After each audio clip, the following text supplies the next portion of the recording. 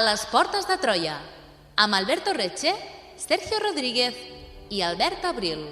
Ja hem comentat com va ser el tortuós camí que va portar el 12 d'abril de 1861, en què el recent creat govern confederat va ordenar obrir el foc contra el Fort Sumter, donant així començament a la Guerra de Secessió. Tradicionalment s'ha utilitzat l'esclavitud com a causa d'aquesta guerra, però la realitat és que els motius reals del conflicte arrelen en un altre lloc. Nord i sud tenien dos ritmes completament diferents de desenvolupament econòmic. Això els porta a plantejar-se dues necessitats diferents.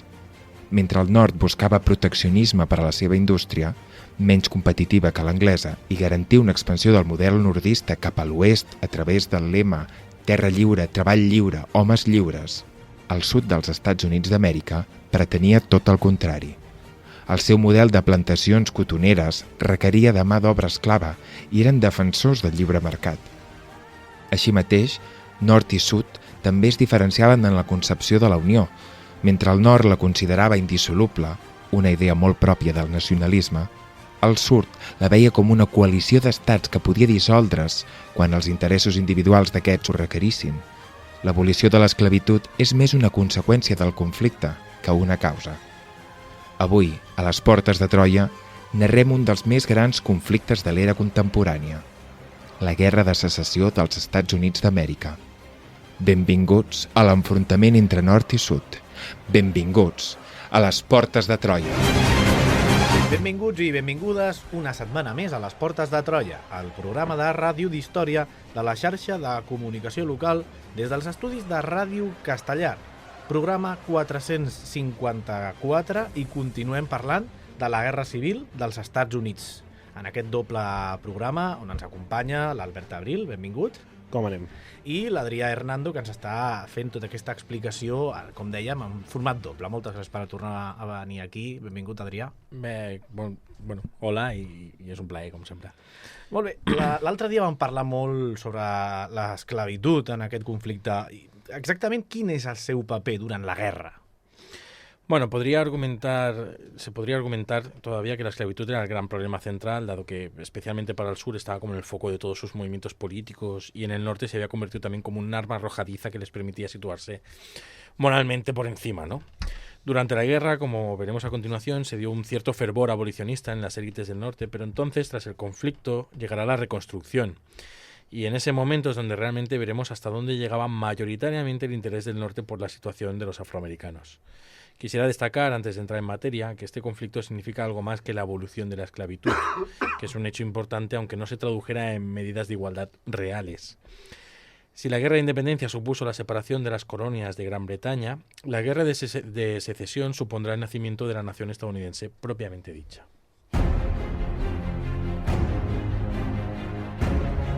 Segueix-nos a facebook.com/Portes de Troia o a Twitter @Portes de Troia. Descarrega't el podcast des d'iBooks o iTunes.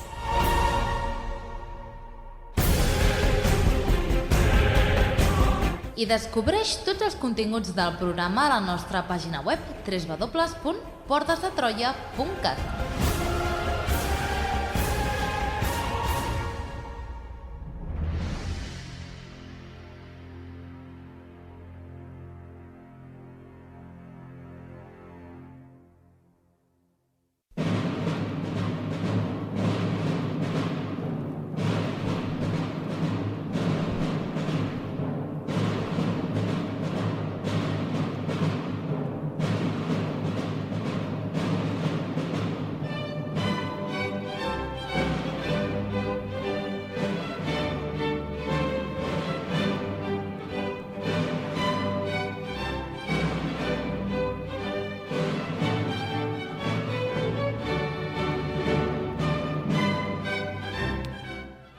Doncs fa tota la pinta d'una marxa militar, així una miqueta més melodiosa, però marxa militar.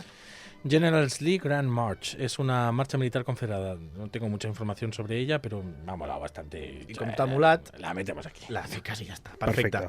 Doncs, Adri, comentem molt breument, perquè el programa d'avui ve carregat, un resum del que vas explicar l'últim programa.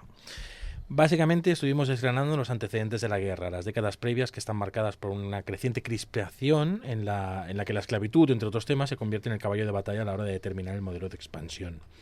Curiosamente, masacrar y expulsar a los nativos en un proceso de colonialismo de poblamiento no supuso ningún debate entre norte y sur. Las diferencias económicas y el absolutamente dispar ritmo de crecimiento entre el norte y el sur son el telón de fondo de estos conflictos. El sur se sentía permanentemente amenazado por el norte. I, de fet, l'últim dia ho vam deixar just en l'ascens de Lincoln a la presidència dels Estats Units d'Amèrica. Si et sembla, reprenem la narració una miqueta des d'aquell moment. Sí, por supuesto. En noviembre de 1860, con una participación de un 81% del electorado, que no de la población, que es distinto, Lincoln obtiene el 40% de los votos, que bien colocados en diferentes estados del norte le proporcionaron una mayoría de 180 a 123 en el colegio electoral, siendo nombrado presidente. Ya antes de las elecciones pintaba mal la cosa para el sur. Los republicanos eran los favoritos para ganar y eligieron a Lincoln como candidato por su moderación. Opuesto a la esclavitud, pero no partidario de su abolición. Abstemio, pero opuesto a la prohibición del alcohol, etc. Su gran promesa era un ferrocarril transcontinental hacia el norte del Pacífico, la concesión de 100 acres de tierra para los colonos que se dirigieran al oeste y la oposición a la extensión de la esclavitud. Importante destacarlo, lo destacamos ya en el otro programa, pero vuelvo a insistir en este punto. Se oponía a que los nuevos estados fueran esclavistas. No se planteaba prohibir la institución allí donde ya existía. Molt bé, i què es respirava al sud després de l'elecció d'aquest home d'extrem centre, aquest... Extremo centro radical revolucionario. Sí, d'Abe, després de l'elecció d'Abraham Lincoln, al sud què? Pues en el sur se respira un sentimiento de pérdida de poder. Hasta ese momento habían mantenido un cierto control, gracias a su sobrerepresentación sobre la Unión. Y esta victoria electoral la interpretaron como la culminación de una serie de agresiones por parte del norte durante las décadas previas. Antes de las elecciones, el gobierno de Carolina del Sur ya había amenazado con la secesión si un republicano negro, así llamaban a los que se oponían a la extensión de la esclavitud, como Lincoln, ¿no? Si un republicano negro ganaba, ¿no? Este mismo estado, en 1832, había amenazado con la secesión en contra de la anulación de un arancel, pero nadie les siguió. En 1850 también en contra del compromiso de 1850 precisamente. Tampoco nadie les siguió. Es lo que decía en otro programa, ¿no? de las guerras del opio y de los ultimátums. Pues lo mismo. Carolina del Sur era... Pues me voy, ¿sabes? Pues, vale. O sigui, molt bordar, no? Molt bordar, molt fer soroll, molt amenaçar, però a veure, els de Carolina del Sud es separen o no es separen al final? Bueno, esta vez sería diferente. Unas semanas más tarde, y citando a Thomas Jefferson y alegando que defendía los derechos como Estado frente a la agresión constante del norte, esta vez sí se separaron. El 20 de diciembre de 1860, con un solo voto en contra, Carolina del Sur ratificó el decreto que cortaba los lazos con la Unión. El 9 de enero del 61 lo hacía Mississippi, el 10 Florida, el 11 Alabama. En febrero, día 1, los 7 estados del sur profundo, desde Carolina del Sur hasta la frontera con Texas, se habían declarado independientes. El 8 de febrero se reunieron en Montgomery, Alabama. Constituyeron un gobierno provisional. Aprobaron una nueva constitución que protegía explícitamente la esclavitud y salvaguardaba los derechos de los estados. Eligieron a Jefferson Davis como el primer presidente, quien se había formado en West Point y había destacado como militar en la Guerra de México.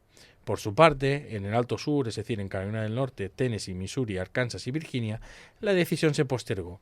No parecían partidarios de la inmediata secesión. Existían aún simpatías por la Unión en muchos de estos estados. En Maryland ni siquiera se convocaron elecciones a una convención y en Delaware la legislatura votó en contra de la secesión. I suposo que el govern federal hauria respondre amb fermesa davant de tot això, no? Pues no, el gobierno federal no hizo nada. La administración de Buchanan estaba encantada de no comerse el marrón y los republicanos aún no habían decidido qué hacer. Decíamos que Lincoln fue elegido por su moderación y eso intentó. No quiso tomar una posición excesivamente confrontativa, pero tampoco renunció a sus promesas y ceder ante el sur. Intentó asegurar al sur que no tenía intención de inmiscuirse indirecta o directamente en la esclavitud con el fin de evitar la violencia, pero dejó claro que defendería la Unión. Lincoln fent de Lincoln un altre cop. Posem fil a l'agulla. Com comença exactament el conflicte, Adrià? Bueno, en marzo del 1861, varios representantes confederados llegaron a Washington con el fin de negociar la evacuación de los fuertes e instalaciones federales. El gobierno de la Unión lo rechazó. A principios de abril, las provisiones de Fort Sumter en Charleston, Carolina del Sur, escaseaban. Para la Confederación, Fort Sumter era un enclave con tropas extranjeras en su territorio y no podían tolerarlo.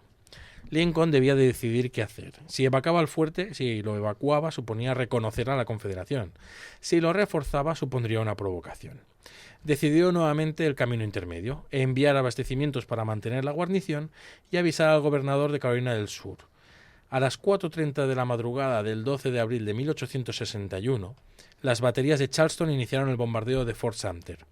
El 13 de abril, es decir, un día después de iniciado el asedio, el mayor Robert Anderson rindió la posición. El 15, Lincoln llamó a filas y la guerra de secesión acababa de comenzar. Molt bé. S'acaben posicionant els estats de l'Alt Sud després d'aquest esdeveniment, sí o no? Sí, los 8 estados del Alto Sur tuvieron que tomar partido, eran decisivos. Suponían la mitad de la población del sur, 2/3 de la población blanca, 3/4 de la capacidad industrial y 3/5 partes del ganado y las cosechas. Su peso era muy significativo para la Confederación. Virginia se unió a los confederados y ofreció Richmond como capital. Era el único estado capaz de producir artillería pesada y además aportó al mejor oficial del ejército de aquel momento, el general Robert E. Lee. Por cierto, Lee era bastante contrario a la esclavitud, pero en sus propias palabras dijo: no puedo levantar mi mano contra mi lugar de nacimiento, mi casa y mis hijos. Razón que le llevó a rechazar la oferta de dirigir las tropas de la Unión. El posicionamiento de Virginia arrastró a Arkansas, Carolina del Norte y Tennessee, que en mayo y junio del 61 se unieron con gran entusiasmo popular. Si hubieran sabido lo que se les venía encima, no habrían tenido tanto entusiasmo, te lo digo ya. Se unieron a la Confederación. I a l'anterior programa vas mencionar que els estats que tenien pocs esclaus o un percentatge baix d'esclaus també van tenir un posicionament una mica curiós, no? A la guerra què van fer ben bé? Perquè, clar, els sudistes, els estats amb molta quantitat d'esclaus, és lògic en aquest cas, no?, que es posicionin amb els sudistes, amb la Confederació. Però aquests estats que queden entremig, que tenien, crec que recordar, un 5% de l'esclavitud dels Estats Units, què van fer? Bueno, no solo los estados, o sea, los condados con pocos esclavos, como West Virginia, East Tennessee, West y North Carolina o North Arkansas, se opusieron a unirse a la Confederación. West Virginia, de hecho, logró integrarse como estado por derecho propio en la Unión durante la guerra. East Tennessee no llegó a secesionarse, pero aportó nada menos que 30.000 hombres blancos al ejército de la Unión. Delaware, Maryland, Missouri y Kentucky, cuya proporción de esclavos era menor, mantuvieron lealtad a la Unión, a costa de muchas divisiones internas. Pero es lógico que se posicionaran con el norte. Maryland, por ejemplo, dependía económicamente de los estados nordistas. En Delaware no hubo ni divisiones internas. Allí había un 2% de la población esclava. Podríamos hablar de un estado que era prácticamente nortista. En Missouri hubo una guerra civil entre partidarios de una Kansas libre y de una Kansas esclavista. Recordemos, Kansas es el territorio vecino que está recién adquirido. Ya en Kentucky, estado natal de Lincoln y de Davis, curiosamente presidentes de los dos gobiernos, en Kentucky el conflicto fue incluso más fratricida que en ningún otro estado. La división del Alto Sur en los dos bandos caracterizó la guerra. Si como bloque hubieran escogido el norte o el sur, todo habría sido distinto, pero al dividirse, otorgaron al sur capacidad bélica, pero a su vez una ventaja muy decisiva al norte. Val? Ja tenim més o menys els bandos alineats. Ara, abans d'endinsar-nos en el conflicte com a tal, et toca afrontar poder una pregunta molt tòpica, però que ens agrada sempre tractar aquí a les portes de Troia. La Guerra Civil dels Estats Units d'Amèrica és la primera guerra moderna? Bueno, se le ha considerado muchas veces como la primera guerra moderna. Supongo que por el uso del telégrafo, las primeras armas de repetición, etcétera. Pero a mí estos rollos, ¿no? La primera guerra moderna, muchas veces son como de titular de revista, ¿no? Sí, como un clickbait. La verdad... És el tema aquest de tot en calaixets. Sí, no? Vinga, sí. Etiquetat i en calaixets, que quedi molt clar. Quina és la primera? Ha de ser una. Fem un debat sobre el tema. Poder no és un debat, és un tema molt més d'aprofundir, que és una cosa que es va, diguéssim, més progressiva, però vaja. Hay historiadores que dicen que la Primera Guerra Moderna fue la Guerra de Crimea, o otros que dicen que fue la Primera Guerra Mundial, que introdujo aún más armamento moderno. Pero hay tantísimas guerras desde la antigüedad, de hecho, que han implicado innovación que yo personalmente considero que se trata de una guerra propia de su época. Es cierto que está a medio camino entre la guerra de grandes ejércitos luchando en batallones en línea y la guerra de trincheras de la Primera Guerra Mundial, pero es la evolución lógica, consecuencia del progreso constante del armamento cada vez más mortífero. Hoy en día, por ejemplo, en las guerras que estamos viendo, vemos que la introducción de los drones está cambiando por completo el paradigma del combate. Entonces, si voleu recuperar la descripció d'una batalla, com la que estava citant ara l'Adrià, més habitual del segle XVIII i coses així, podeu anar al programa sobre Napoleó que van fer Borodino, és veritat. a la batalla de Borodino amb l'Héctor Rodríguez, perquè ell justament Em va agradar molt aquell, justament, exacte, va detallar molt bé com era tot el tema de la rigidesa militar, la formació de tropes i justament per fer aquest contrast amb una guerra més moderna que poder sí que tenir més referències o podem entendre-la molt més perquè ens és més propera o coses així. A les portes de Troia, la història a la ràdio. Descobreix tots els continguts del programa a www.portesdetroia.cat.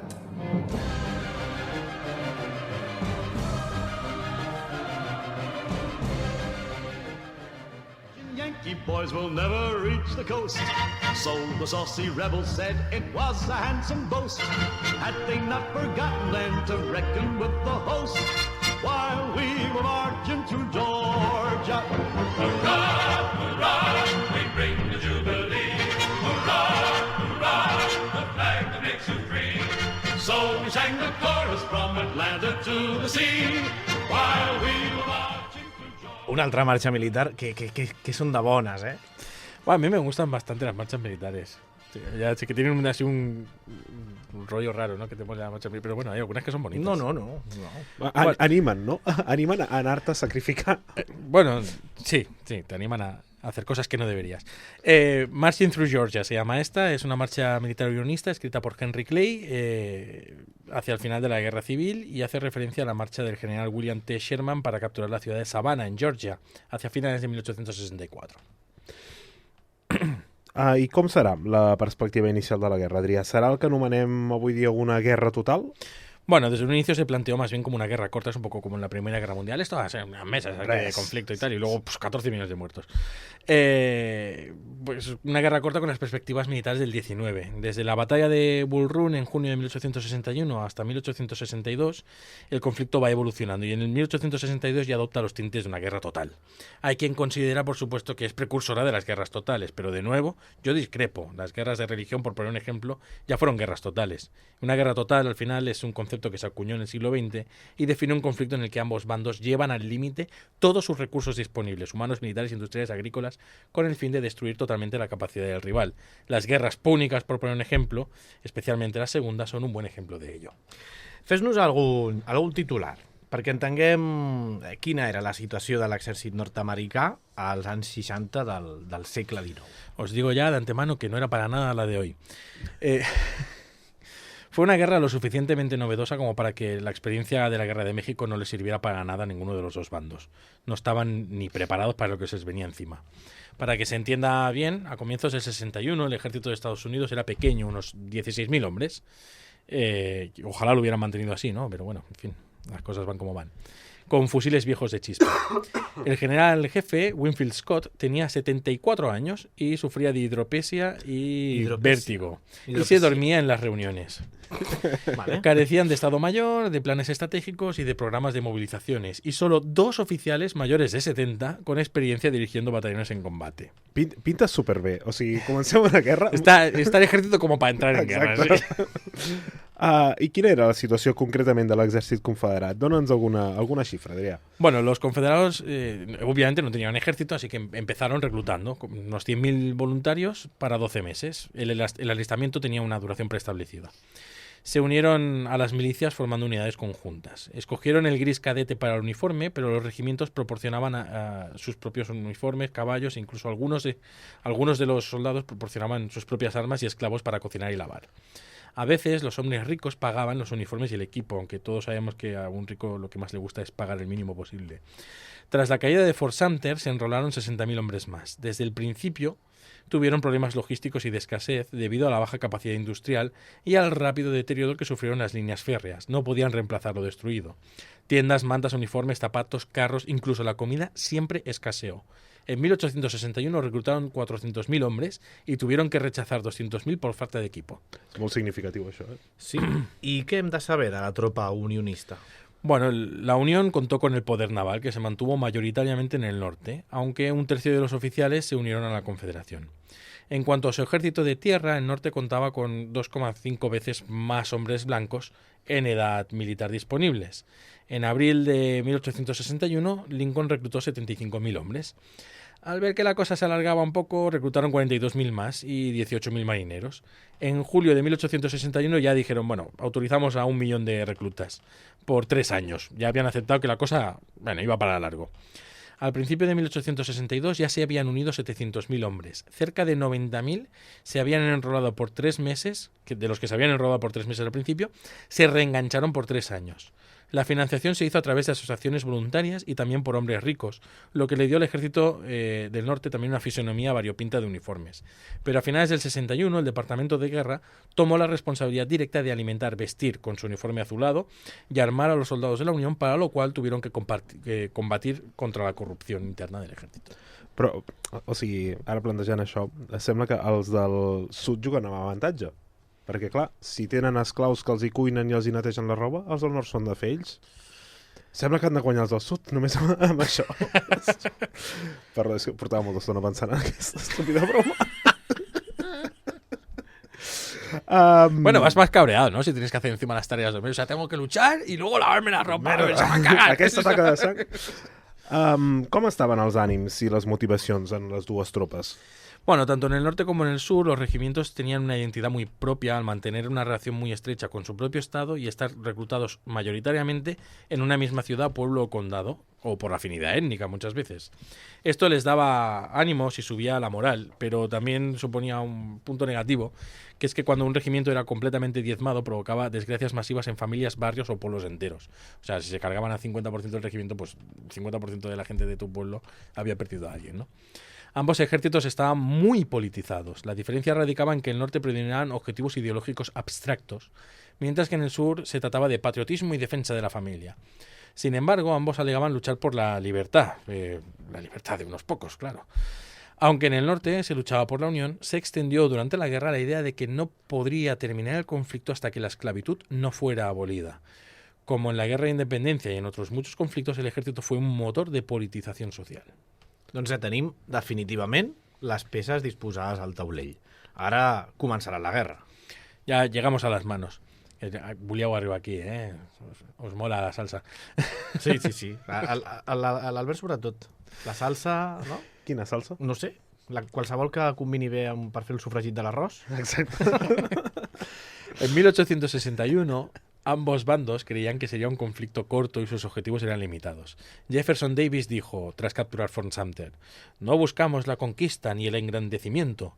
Todo lo que pedimos es que nos dejen solos. Qué profundo, ¿eh?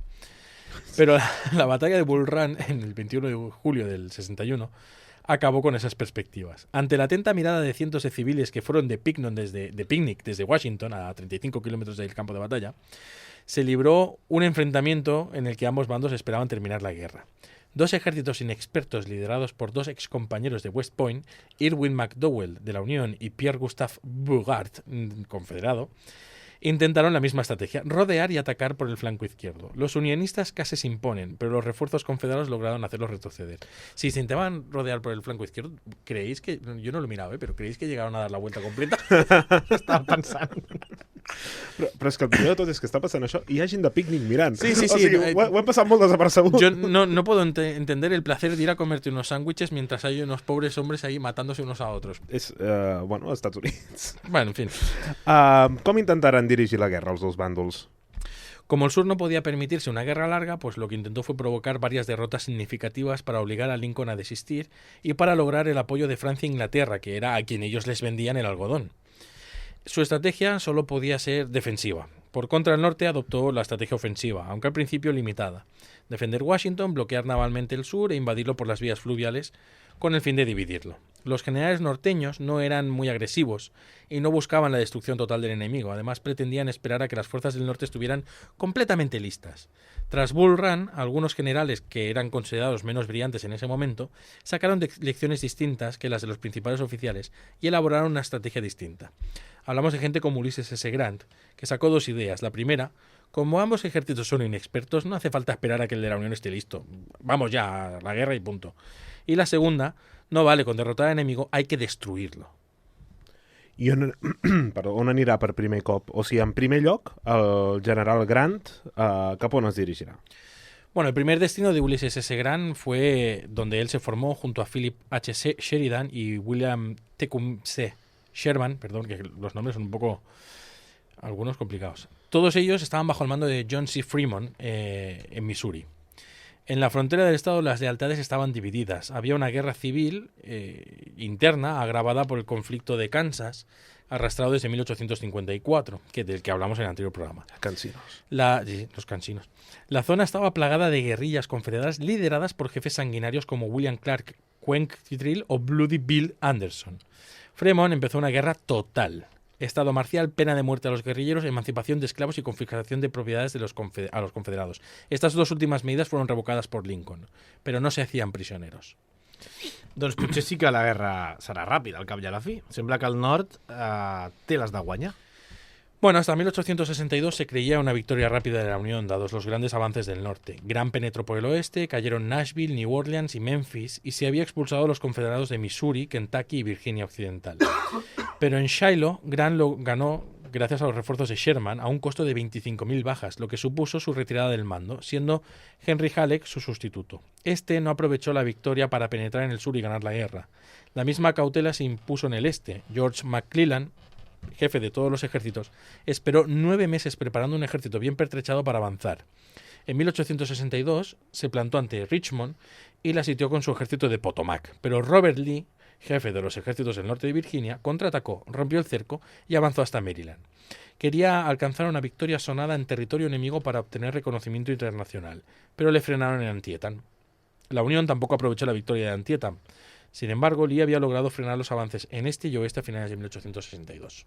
Por eso también es considerado el mejor oficial que hubo en aquella guerra, Robert Lee, porque en una situación de absoluta desventaja el tipo, bueno, plantó cara. Recomanem un altre cop agafar un mapa, no? Per a tots aquests moviments de tropes a vegades ens queden en l'abstracte, però quan ho posem sobre el mapa, i a més ara està molt de moda allò de representar els fronts de la guerra a través del Google Maps i tal, que són vídeos de YouTube i tal. Vull dir que... Bueno, en YouTube, si buscas, hay un montón de vídeos de la guerra de secesión y ellos mismos te ponen ahí. Doncs recomanem l'experiència completa. Volem l'experiència competencial. Exacte. Amb el mapa, tu vas dibuixant allà els llocs i després ja, no? T'impliques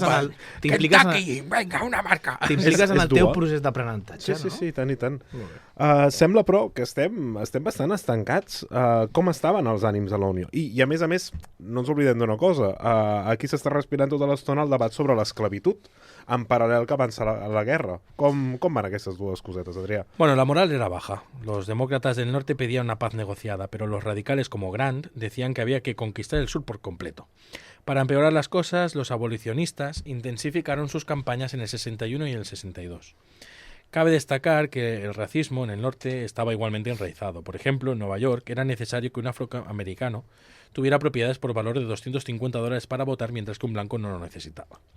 Wendell Phillips, un abogado abolicionista y proindígena de Boston, Massachusetts, muy crítico con Lincoln, reconoció y citó: si bien no es abolicionista y apenas antiesclavista, el señor Lincoln acepta representar el ideal antiesclavista. Al igual que un peón, su fuerza reside en la posición que ocupe en el ajedrez. Hi ha algun exemple que ens confirmi aquesta postura de Lincoln? Bueno, los abolicionistas lograron que el Congreso aprobase la ley de confiscación permitiendo liberar a los esclavos de los enemigos de la Unión, aunque generalmente no se aplicó y Lincoln no hizo mucho caso. En un intercambio de cartas con Horace Greeley, director del New York Tribune, en agosto de 1862, Lincoln dijo: mi objetivo primordial en esta lucha es salvar la Unión. Si pudiera salvar la Unión sin liberar a ningún esclavo, lo haría, y si pudiera salvarla liberando a alguno y dejando a otros como están, también lo haría. Lincoln passant-se de moderat un altre cop, va rebre moltes crítiques dels abolicionistes de veritat per aquests comunicats? Las críticas de los abolicionistas al gobierno amenazaron con desarticular por completo la coalición que le mantenía en el poder. Esto le forzó a cambiar de postura y comenzar a condenar la esclavitud. Ara sí, ¿no? En septiembre del 62 hizo pública... Bueno, ahora se daba cuenta de que sin abolir la esclavitud no iba a poder mantener la Unión, o sea, perderían y todo. En septiembre del 62 hizo pública la versión preliminar de la Proclamación de Emancipación, ofreciendo al sur 4 meses para rendirse. De lo contrario, la aprobaría. El 1 de enero del 63 la publicó. Declaraba libres a los esclavos de las zonas que seguían combatiendo contra la Unión, pero no hablaba de aquellos territorios que eran leales a la Unión. El historiador Richard Hofstadter definió la proclamación de esta forma. Contaba con toda la grandeza moral de un contrato de transporte. La revista británica The Spectator dijo: el principio no es que un humano no pueda ser propiedad de otro, sino que éste no puede poseerlo a menos que se declare leal a Estados Unidos. Ai, bien. Val, i aleshores, Adrià, bueno, sigui com sigui, són avenços, però quan s'aboleix definitivament l'esclavitud a la Unió? El fin real de la esclavitud, que no del racismo, vendría un poco más tarde. Aún en plena guerra, en 1864, 400.000 firmas pedían una ley que acabase con la esclavitud. En abril de ese año, el Senado aprobó la 13ª enmienda que, esta vez sí, declaraba el fin de la esclavitud. Fue sancionada en enero de 1865, unos meses antes del fin de la contienda, por la Cámara de los Representantes. Però a veure, el 1863 es farà la proclamació de l'emancipació, 1863-65. Va ser suficient per tornar a motivar les forces de la Unió, que abans has mencionat que estaven amb els ànims bastant pel terra? Bueno, como ley, la proclamación de emancipación del 63 como ley fue insuficiente, pero sirvió mucho, de hecho, para estimular a las fuerzas antiesclavistas. El ejército de la Unión abrió sus puertas a los afroamericanos. Formaron sus propios batallones, el más famoso de los cuales era el 54 de Massachusetts.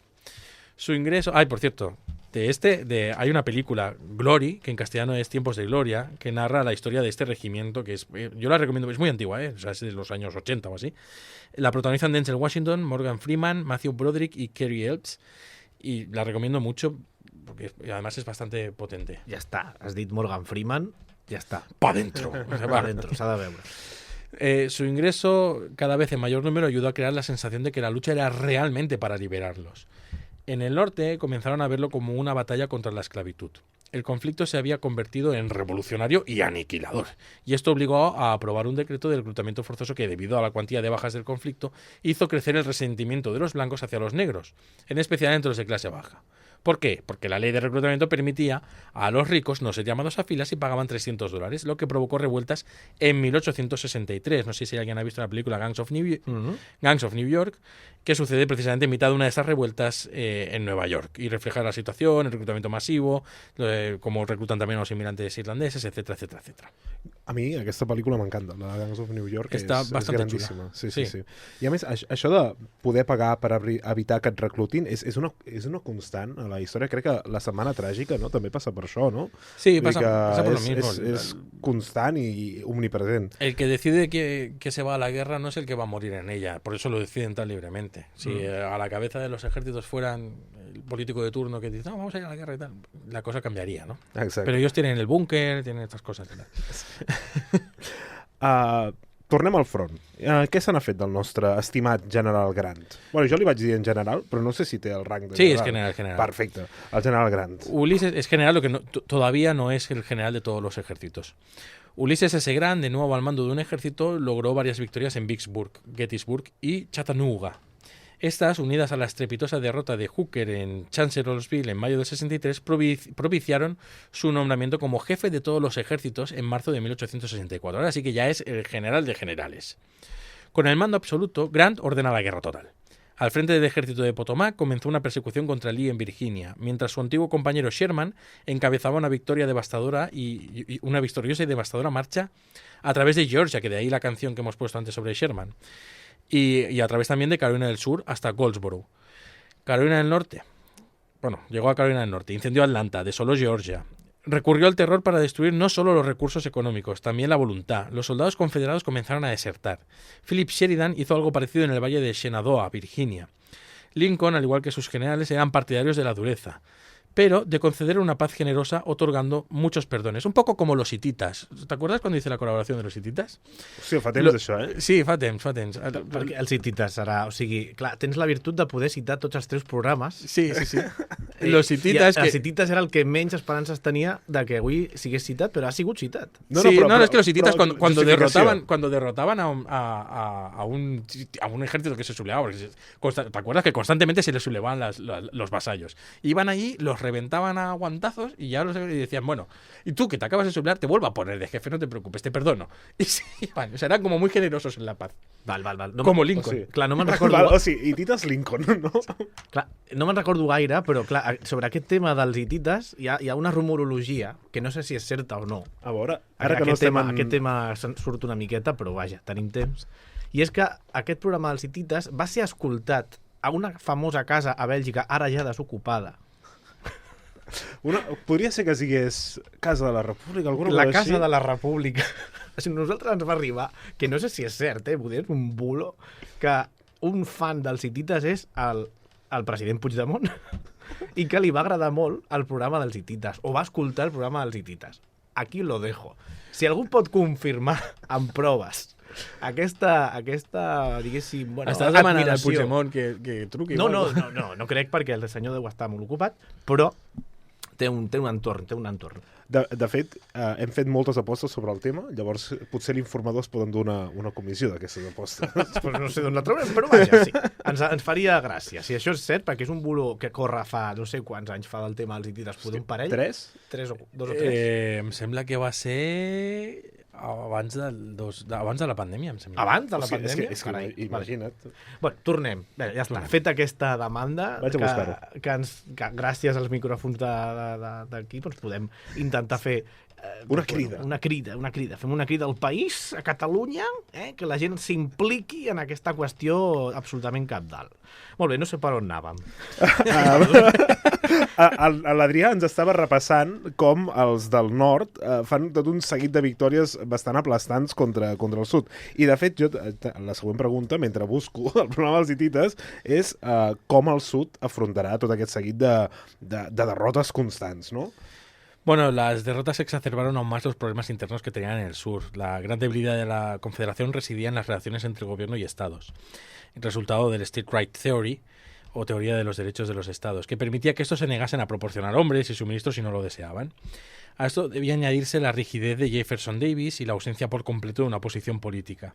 Adicionalmente, una inflación elevadísima acrecentada por la emisión de moneda, dada la imposibilidad de obtener fondos mediante impuestos o empréstitos. O sea, con todo esto, siguieron los ejércitos del sur combatiendo con la esperanza de que Inglaterra o Francia, dependientes de su algodón, intervinieran.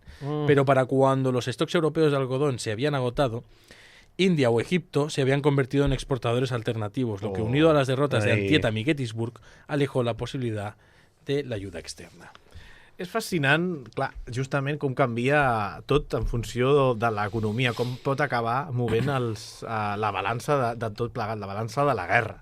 Els del sud no es van plantejar en cap moment portar els esclaus afroamericans a la guerra? Bueno, hubo un incremento de bajas y un agotamiento general que hacían mella, ¿no? Y entonces los esclavos en el sur comenzaron a ser un obstáculo.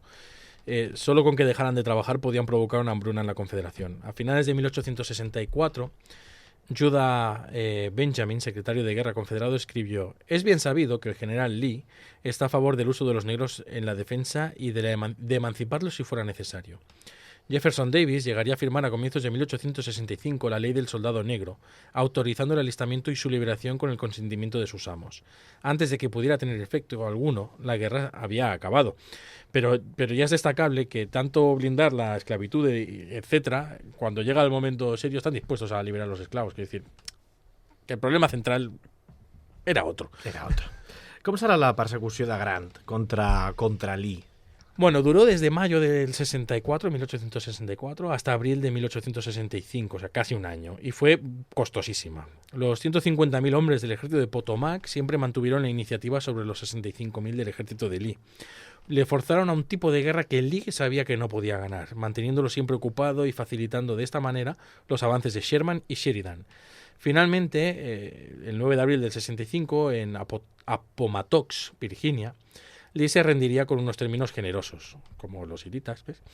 Oficiales y soldados podrían regresar a sus hogares con sus caballos y con inmunidad garantizada frente a la persecución por traición.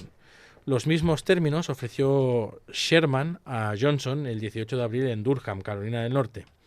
Jefferson Davis huyó a Richmond con su gobierno y parte de la población, pero fue capturado el 10 de mayo de ese mismo año. La guerra había terminado ya. No sóc un expert, però el tanc Sherman... En honor de Sherman? Yo creo que sí, que lo bautizaron en su honor. Recordem, tanc Sherman, protagonista de la Segona Guerra Mundial, sempre inferior al T-34 rus, però bon tanc. Sí, pero se producían en masa, o sea, era una cosa... Era muy barato.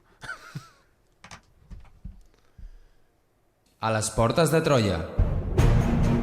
Descobreix la teva història.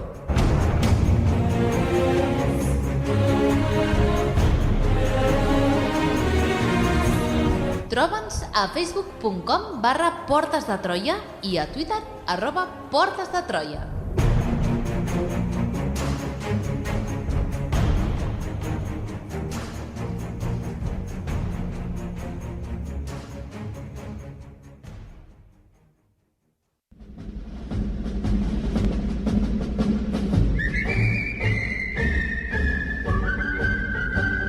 When Johnny comes marching home again, hurrah, hurrah, we'll give him a hearty welcome then, hurrah, hurrah. Oh, the men will cheer, the boys will shout, the ladies they will all turn out and we'll all feel gay when Johnny comes marching home. And we'll all feel gay when Johnny comes marching home. Get ready for the Jubilee, hurrah, hurrah.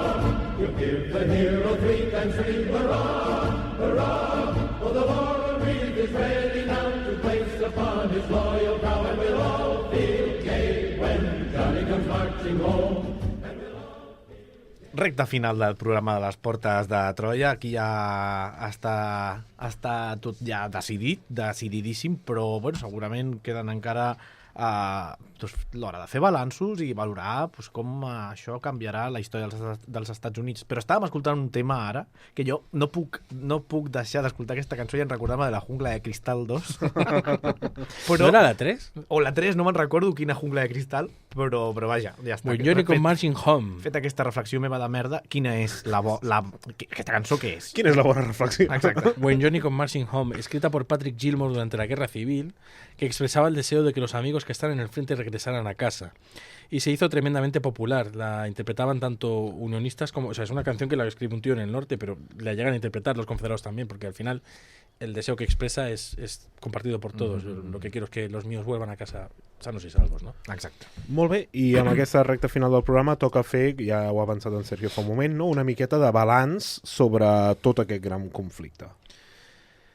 Bueno, pues para hacer balance vamos a empezar por la participación. Una 12ª parte de los hombres estadounidenses lucharon. 630.000 murieron en el frente, en un país de 30 millones de personas. Hubo más de 50.000 lisiados. Para el sur las cifras son aún peores. Un 4% de la población murió a causa directa del conflicto. Las mujeres fueron movilizadas por completo, no solo como enfermeras, también como trabajadoras para garantizar el sustento familiar en hogares en los que los hombres no estaban, y en muchos casos no volverían. El desequilibrio económico entre norte y sur se agudizó, la riqueza del sur pasó a representar del 30% que representaba en 1860 al 12% en 1870. La renta per cápita, con respecto al norte, cayó de 2/3 a 2/5. I ara que ja hem narrat el conflicte armat, toca asseure'ns un moment a analitzar la derrota dels estats del sud. Adrià, per què van perdre? El general Lee expresó en sus palabras previas a la rendición lo que se ha considerado desde entonces la causa principal de la derrota del sur, la superioridad en hombres, armamento y recursos del norte. Pero la historiografía es caprichosa, como bien sabéis, y las investigaciones sacan a la luz datos y análisis que muchas veces cambian la perspectiva de temas que damos por sentados. La idea que se ha ido abriendo paso desde poco después del final de la Guerra de Secesión es que la Confederación tenía recursos suficientes para una guerra defensiva similar a la que llevaron a cabo en la Guerra de Independencia contra Inglaterra. Solo era necesario que el coste fuera suficientemente elevado como para que no mereciera la pena el esfuerzo que hizo el norte. Las causas de la derrota, por tanto, deberían ser internas. I quines podrien ser les causes internes que van causar la seva derrota, Adrià? Bueno, la Confederación tenía una gran dificultad para afirmar su poder frente a los estados y carecía del liderazgo militar y civil del norte. Y esta situación se daba en una sociedad profundamente dividida entre propietarios de esclavos y blancos pobres sin esclavos que, en cuanto la cosa se puso fea, empezaron a desertar, porque a ellos no les iba en nada. Por no decir que 2/5 partes de la población eran esclavos, ¿no? Las armas modernas, las trincheras, la estrategia defensiva de Elías y como la timidez y falta de preparación del norte en los primeros años, lo único que hicieron fue retrasar la victoria de la Unión. I què passa amb Abe? Què passa amb el nostre estimat extrem centre de tot aquest partit, del doble partit, Abraham Lincoln? En molts casos ens ha arribat com l'alliberador d'esclaus, però ja fa estona que no ens sentim a parlar. Y nos gusta mucho hablar de Lincoln. Lincoln en una ocasión se acercó al frente hacia el final de la guerra y visitó Petersburg el 3 de abril y Richmond, que había sido incendiada por sus habitantes antes de huir. Cuando caminaba por la calle desierta escoltado por 10 marinos, fue rodeado de esclavos que le gritaban «¡Gloria a Dios! ¡Bendice al Señor! ¡El gran Mesías!» y lo tocaban para comprobar que era real. Annie Mae Weathers, una afroamericana hija de esclavos liberados en aquellos momentos de euforia cuando la guerra acabó, explicaba un recuerdo suyo, ¿no? Decía, recuerdo haber oído decir a mi padre que cuando alguien llegó y gritó, «¡Vosotros, negros, por fin sois libres!», él dejó caer la azada y dijo con voz extraña, «Gracias a Dios». Fanny Berry, otra esclava liberada, también en aquel momento de euforia recordaba y dejó por escrito sus recuerdos, ¿no? Dice que los negros gritaban, aplaudían y cantaban, los niños corrían de un lado a otro llevando el compás y gritando. Todo el mundo estaba contento, lo celebramos. Corrí a la cocina y grité a la ventana, «Mamá, no cocines más, eres libre, eres libre». Clar, tota aquesta llibertat tan idealitzada va ser real?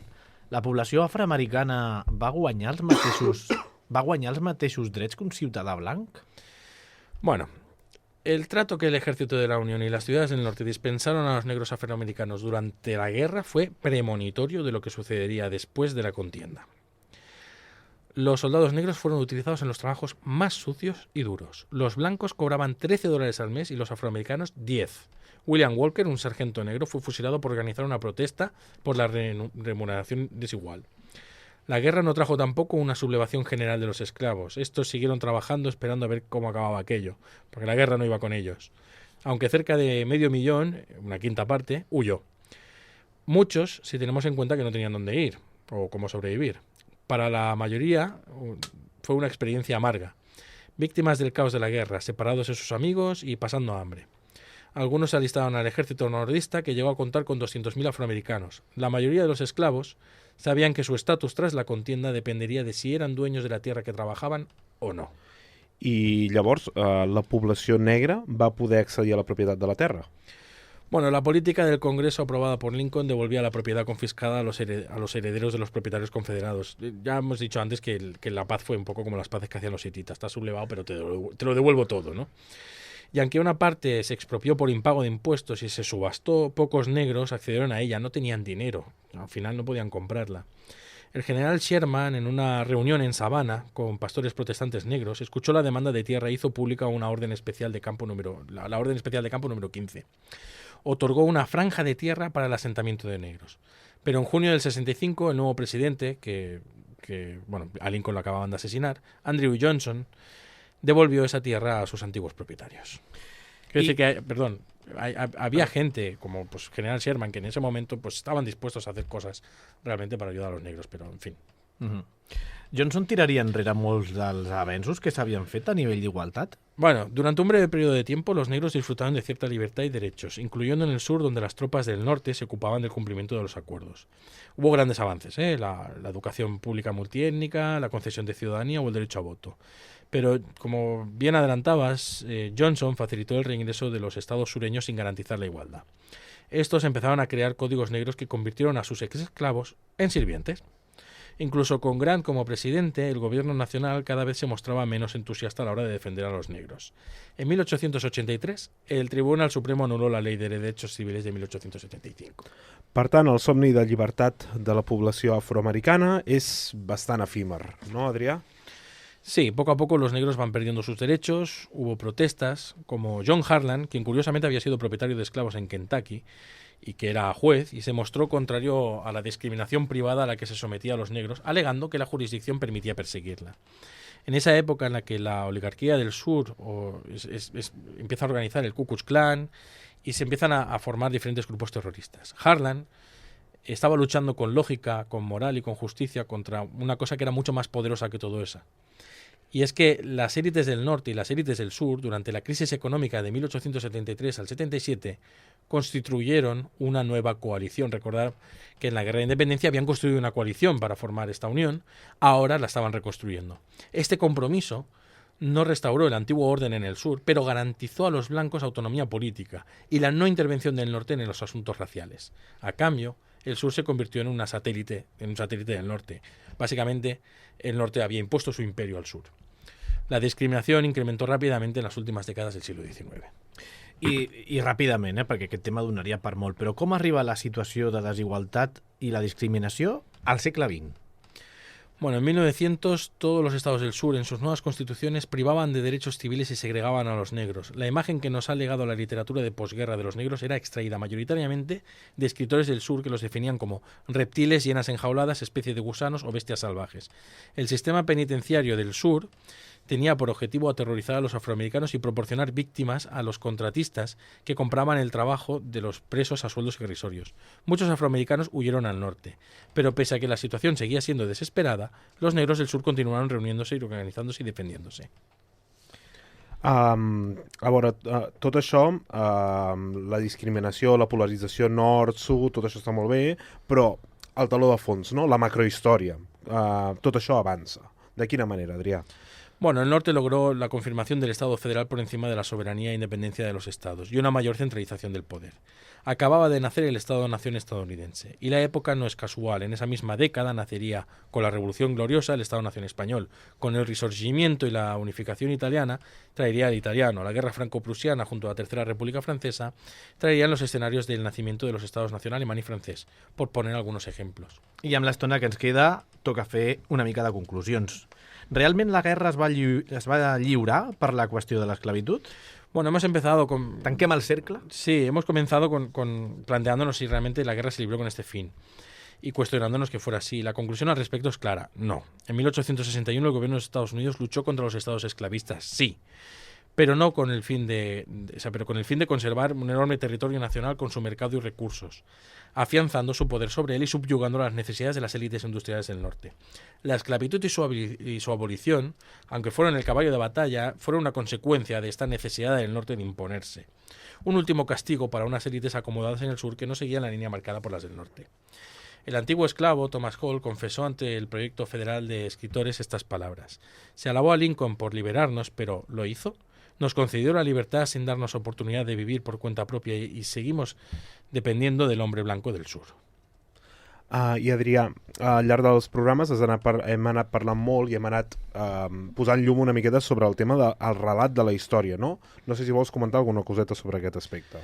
Bueno, en otras ocasiones, en el programa de Israel, por ejemplo, que también recomiendo, ya que estoy, los meto todos, otra inferencia otra conclusión que podemos sacar, que ya la he comentado otras veces, es la idea de tomar, en este caso es la esclavitud, como motivación y foco de atención de un conflicto que en realidad estaba dirimiendo otro problema. El trabajo del historiador no consiste en narrar los hechos pasados, sino en discernir, analizar, extraer las causas y consecuencias reales de los acontecimientos y exponerlas a la sociedad con el fin de proporcionar una mayor y mejor comprensión de la humanidad, de nuestra realidad mundana y del presente. Y en ese proceso es esencial romper con relatos impuestos, con la propaganda, sacar las vergüenzas y airear los trapos sucios. I arribem al final d'una sèrie de 2 programes molt intensos, perquè ja sabeu que els programes de l'Adrià venen molt ben documentats i amb moltíssima xitxa. ¿Cómo te agradaría acabar, Adrià? Pues mira, me gustaría cerrar esto con unas palabras de uno de los líderes negros que tuvo que vivir la época de la reconstrucción y que tuvo que luchar por la supervivencia de su comunidad, que se llamaba John Hope, cuyo apellido me parece más que acertado, y dijo, si no luchamos por la igualdad, ¿para qué demonios vivimos? No es pot deixar més alt això. Moltíssimes gràcies, Adrià Hernando, per portar-nos aquesta sèrie de programes sobre la guerra de secessió dels Estats Units. A vosaltres per permetre-m'ho. Albert Abril, moltíssimes gràcies. Moltes gràcies a vosaltres. L'Adrià Tirado, el control tècnic, i qui us parla, Sergio Rodríguez. Us esperem la pròxima setmana amb un nou episodi de Les Portes de Troia.